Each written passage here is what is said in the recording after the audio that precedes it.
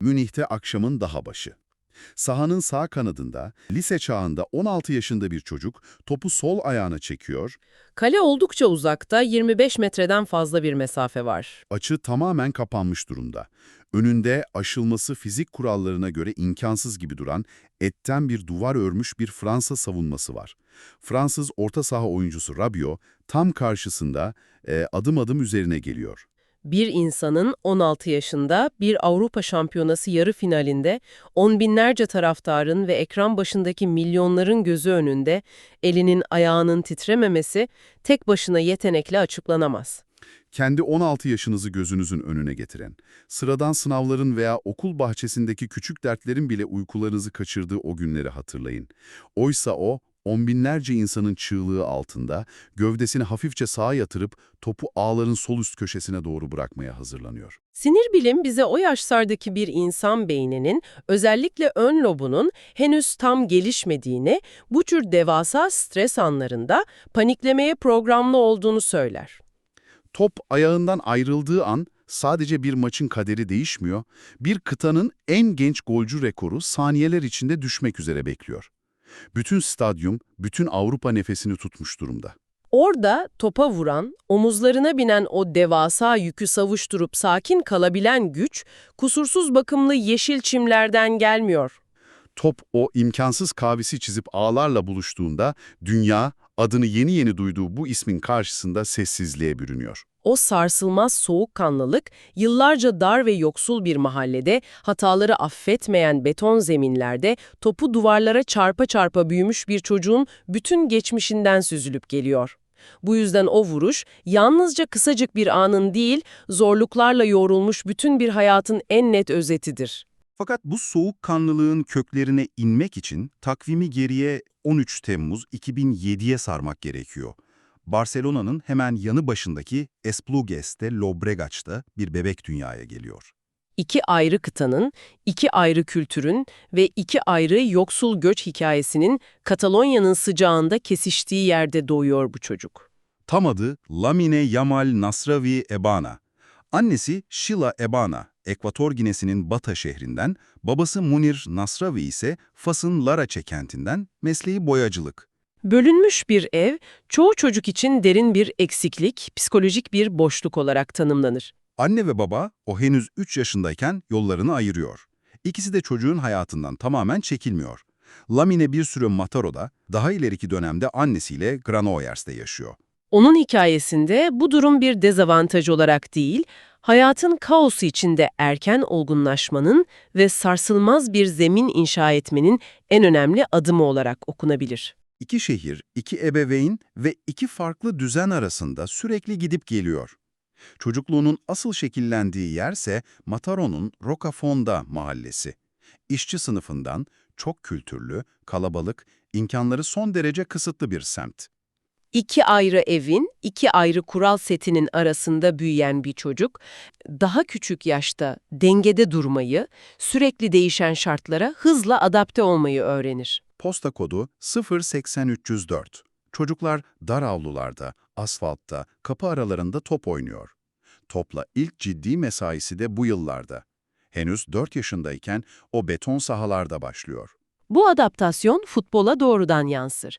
Çim sahada top seker, yavaşlar ve oyuncuya düşünmek için bir saniye tanır. Betonda ise o saniye yoktur. Rocafonda'nın posta kodu 304'ü gol sevinçlerinde elleriyle havaya çizmesi de tam olarak bu döneme uzanıyor. Rocafonda'nın o dar avlularında oynayan bir çocuk, topu ayağının altıyla kontrol etmeyi bir hayatta kalma zorunluluğu olarak öğrenir. Çalım atarken geniş alanlara yayılamazsınız, hemen yanınızda sert bir duvar veya sizden yaşça büyük oyuncular vardır. Dar alanda aniden yön değiştirmek zorunda kalıyor. Vücut ağırlığını saniyenin 1/10 sürede diğer bacağa aktarmak zorundadır. Gol sevincinde elleriyle havaya çizdiği 304 rakamı, işte bu hayatta kalma okulunun posta kodunun son 3 hanesinin dünyaya ilanıdır. Dolayısıyla bu ham ve vahşi yeteneğin profesyonel gözlerden kaçması imkansızdı. 6 yaşına geldiğinde mahalle takımı La Torretta'dan koparılıp Barcelona'nın gözcüleri tarafından doğrudan kulübün efsanevi altyapısı La Masia'ya davet ediliyor. Bu hareket basit bir şov değil, Geldiğim yeri, beni ben yapan o betonu unutmadım diyen inanılmaz güçlü bir manifestodur. Dünyanın en elit futbol okullarından birinin kapıları Rocafondalı bu çocuğa sonuna kadar açılıyor. Sağ kanatta görev yapan ama topu daima o ölümcül sol ayağına alan bir oyun yapısı var. La Masia yalnızca topa nasıl vurulacağını öğreten sıradan bir futbol akademisi değil, oyuncunun zihnini baştan aşağı yeniden programlayan, zamanı ve mekanı yönetmeyi öğreten bir akıl laboratuvarıdır. Çizgiye eğilip orta yapmak yerine hızıyla doğrudan ceza sahasına, oyunun merkezine kıvrılan, o dar alanda topu bir kaltan gibi koruyan yapısı hızla öne çıkıyor. Sokakta öğrenilen o ham refleksleri alır ve onları kusursuz birer geometrik silaha dönüştürür. Sol ayaklı bir sağ kanat oyuncusu, rakip savunma için sadece fiziksel bir tehdit değil, çözülmesi imkansız bir zihinsel denklemdir. Kulüp bu benzersiz potansiyeli bir an önce koruma altına almak için sözleşmesine 1 milyar euroluk serbest kalma bedeli koyuyor. Çizgiye inmek yerine merkeze doğru kıvrıldığında karşısındaki savunmacının kalça açısını bozmasını zorunlu kılar. Savunmacı yüzünü kaleye dönmekle topa basmak arasında saliseler içinde bir tercih yapmak zorundadır. Aynı dönemde 2007 yılına ait çok çarpıcı bir kare basında ve kamuoyunda geniş yankı buluyor. Bu küçük tereddüt anında oyuncunun önünde iki ölümcül seçenek belirir. Ya o boşluktan kaleye kavisli bir şut çıkaracaktır ya da savunmanın arkasına sarkan takım arkadaşına ölümcül keskin bir pas atacaktır. Barcelona'nın yardım amaçlı hazırlattığı eski bir takvimde henüz 20 yaşındaki genç Lionel Messi'nin plastik bir küvetin içinde bir bebeği yıkadığı o meşhur fotoğraf ortaya çıkıyor. 1 milyar euroluk serbest kalma bedeli bir fiyat etiketi olmaktan çok bu durdurulamaz geometrik avantaja biçilen değerin kulübün geleceğini koruma altına almasının kağıda dökülmüş halidir. O bebeğin Lamine olduğu gerçeği tüm dünyada inanılmaz bir dalgalanma yaratıyor. Messi ile olan o fotoğrafın toplumda böylesine büyük bir infial yaratmasının sebebi ise insanların mitolojiye olan derin açlığıdır. O kare, sıradan bir tesadüfün ötesine geçerek futbol tanrılarının kendi arasındaki efsanevi devir teslim töreninin somutlaşmış bir kanıtı olarak tarihe kazınmıştır. Oysa bu devasa yeteneğin yaşın getirdiği sınırlamaları birer birer yıkıp sahneye çıkışı sadece bir zaman meselesiydi.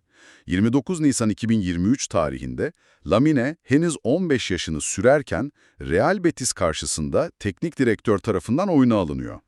15 yaşında bir oyuncu profesyonel bir sahaya adım attığında o an genellikle geleceğe dair umut dolu bir vaat olarak görülür.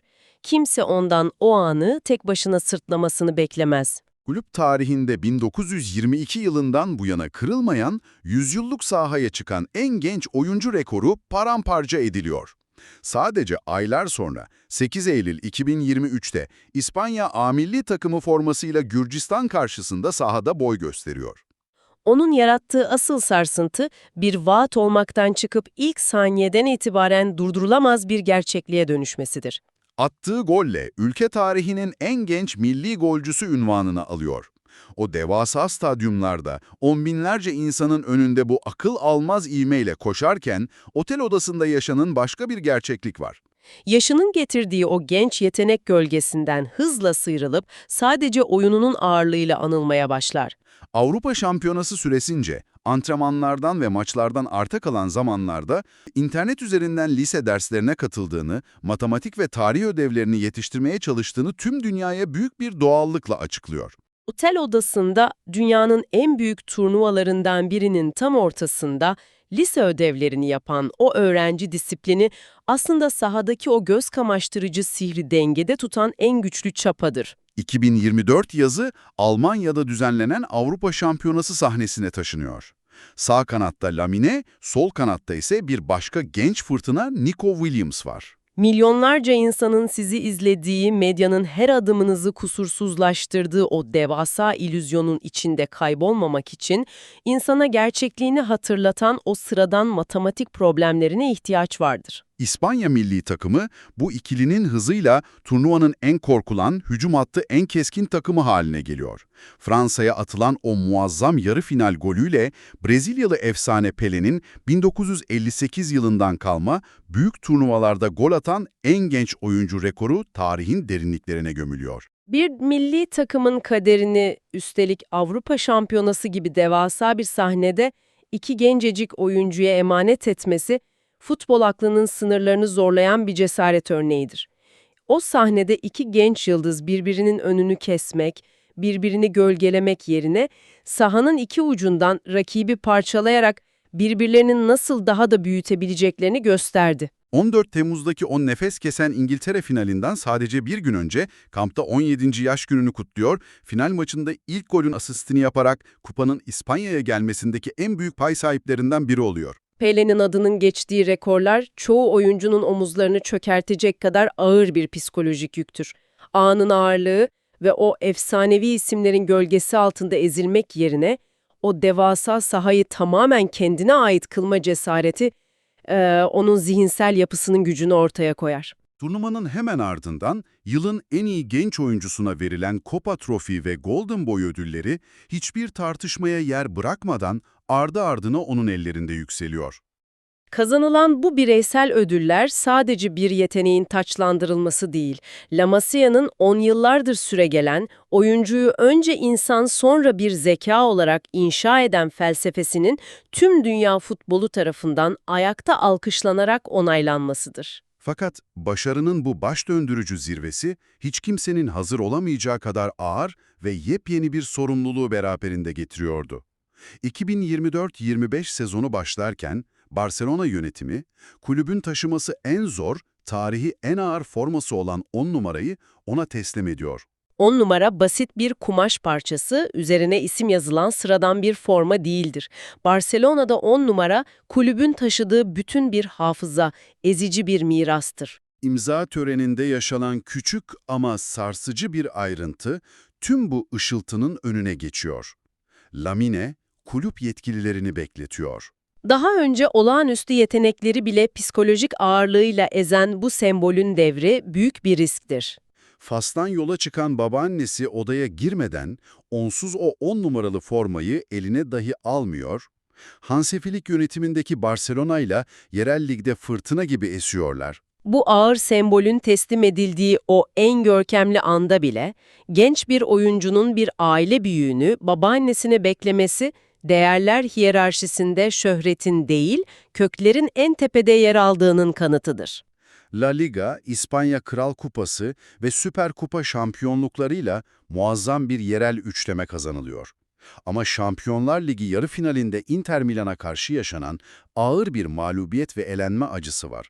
Inter eşleşmesindeki o ağır yenilgi ve kaçan penaltılar, hikayede düzeltilmesi gereken birer pürüz değildir. Milletler Ligi'nde Portekiz'e karşı hayati penaltıların kaçırılması ve ardından Paris'teki Ballon d'Or ödül töreninde dünyanın en iyi ikinci oyuncusu olarak kalması bu kusursuz görünen sezona sert çentikler atıyor.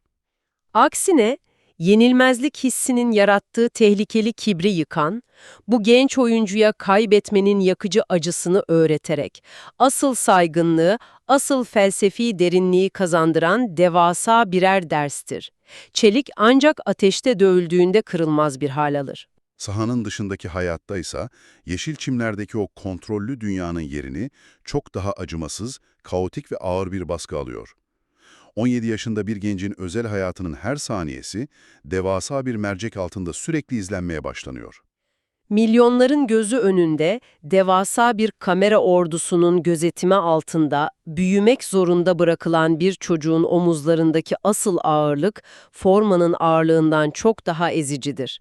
Sıradan bir gencin hayatı tanırken sahip olduğu yanılma, hata yapma, öfkelenme ve tökezleme hakkı onun elinden tamamen alınmıştır. Babası Monier Nasraovi'nin uğradığı o ciddi bıçaklı saldırı gündeme düşüyor.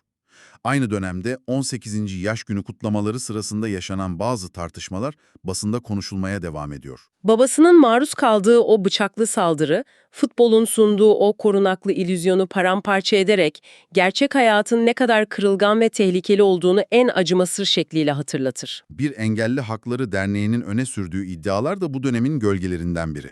Nelaların flaşları altında yaşanan bu zorlu eşikler, sahadaki bütün kupa zaferlerinden çok daha büyük sınavlardır.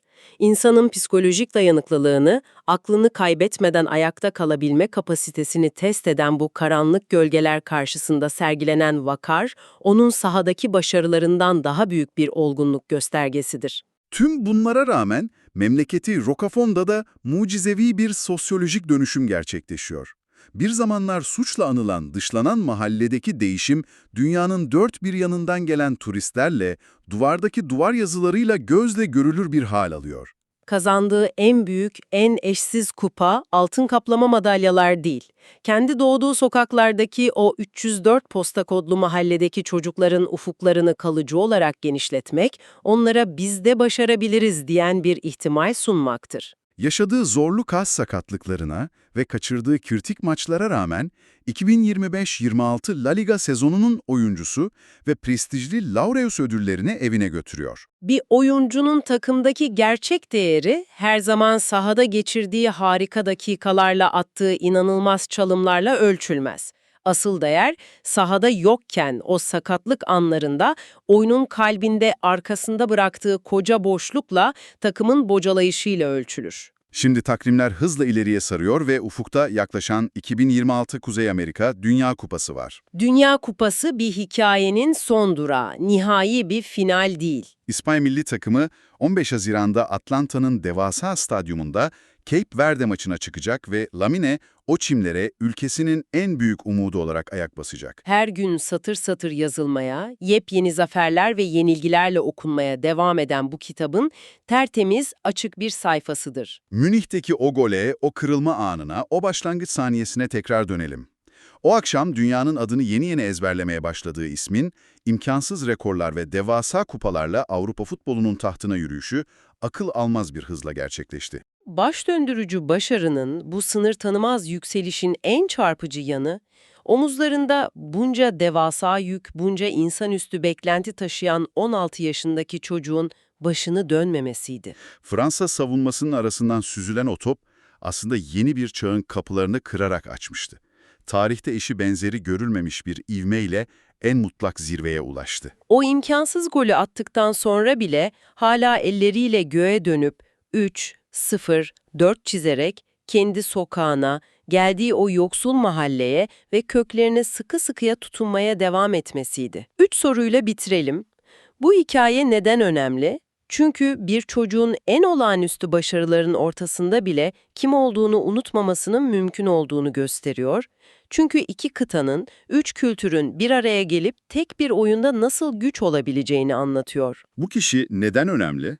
Çünkü daha 18'inde çoğu oyuncunun bütün kariyerine sığdıramadığı rekorları kırdı ve bunu yaparken sahnenin değil, geldiği sokağın diliyle konuştu. Bugün bize ne söylüyor? Bize imkansız denen yolun bir mahalleden başlayabileceğini, başarının asıl ölçüsünün kaldırılan kupalar kadar, o kupaları kaldırırken hatırlanan kökler olduğunu söylüyor. Bu kitabın daha yazılacak çok sayfası var. Bir okur, bir kare, yaşayan kütüphane. Kitaplar burada ölmez.